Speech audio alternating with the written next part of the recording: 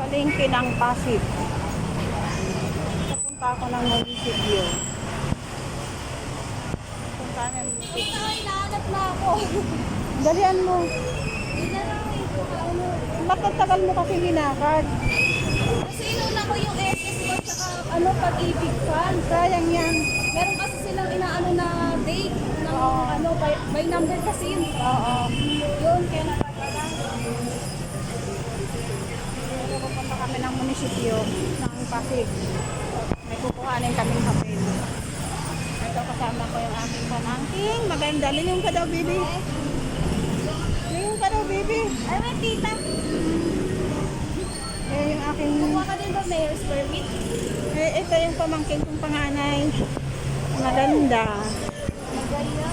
Na love ko yan eh. May sa area dati nang walang pante. Para akala mo lalaki nakatayo.